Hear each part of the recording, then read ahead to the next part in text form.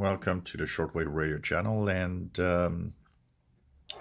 one of the things I wanted to talk about is its performance of the Sangean ATS-909X2. Depending if it's on an external antenna or telescopic, a lot of discussions, the original and the updated version, the 909X.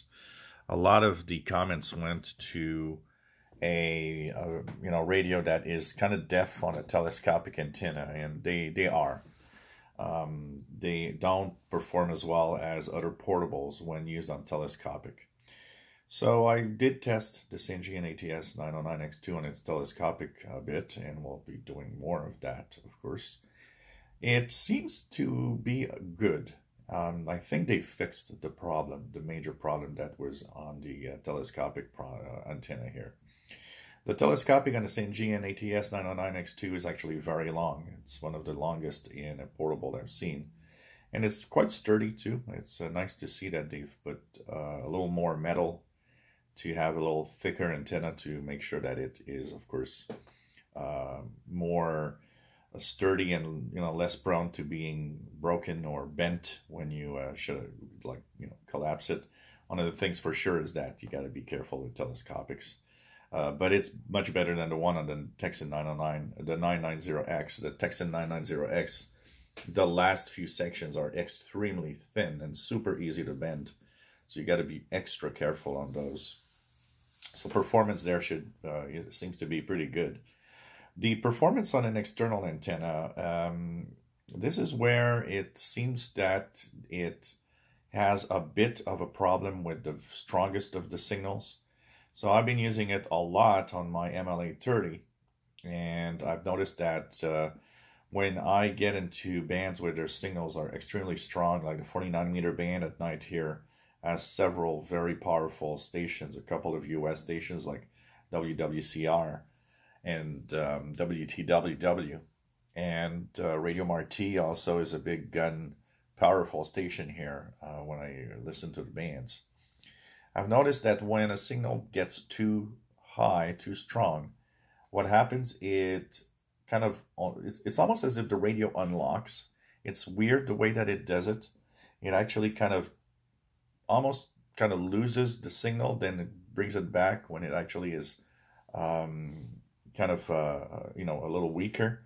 It's difficult to explain, but it really feels like the radio just dropped off. It's as if it disconnected and then connected again. And this happens only on the very powerful signals with an external antenna use. Now, you can mitigate that. There's a button on the left side of the radio here, which is an RF gain, so you have max and minimum here. So, of course, you can lower RF gain. Fixes the problem when that happens. So there's a way to mitigate this. But it's very unique the way that it actually does it. Something that I don't see on the Texan PL990X. The Texan receiver, even on the powerful signals, doesn't stutter, it just handles it well. So it's not a problem there. It's kind of minor because, it's really on the most powerful signals that it happens. And like I said, you do have an RF gain on the left side that you can use just in case.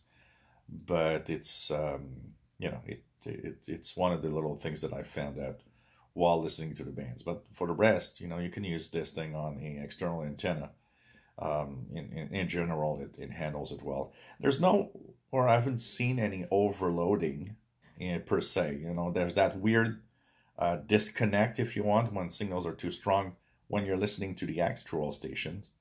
But I haven't noticed that in the background you could hear another station. So say, for example, 49-meter band example, if you listen to Radio Vanucuba 6000, on some of the cheaper radios, when I use an external antenna, often it will happen from time to time that I'll hear, for example, WWCR and the mixing of Radio Vanucuba. So I hear Cuba, but I hear English from WWCR or whatever's playing on WWCR at the same time because of the overload. This one, like I said, when you're listening to the station that's the strongest, it kind of has that weird stutter. But if I listen to a station close, like Radio Vancouver, for example, well, 5935, which is extremely powerful here from WWCR, I don't hear anything in the background. It seems to still be able to handle that signal, that powerful signal, not far away from whatever other signal I'm trying to listen to. So at least that is probably the good news here, because that means that, you don't have to worry. I haven't yet found any overloading.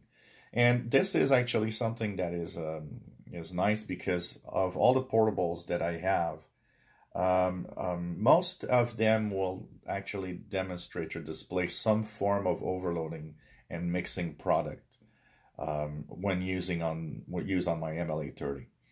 The XH Data does it. The Texan PL330 I've seen doing it. Texan PL680, 600 also have kind of a mixing product. It happens really when the signals are extremely strong, but you see that they're kind of at the limit of what the circuit is capable of handling. What's nice is the Texan PL990X and the Sangean ATS-909X2 seem to be immune pretty much to that type of overload for now, because I haven't noticed any of these two display that type of behavior. So at least that's the good news there. And the other good news, well, the telescopic deafness seems to be fixed from what I could see here. But I'm going to do, of course, a lot more testing on these radios. If you enjoy my videos, please subscribe, give us a thumbs up. Thank you for watching.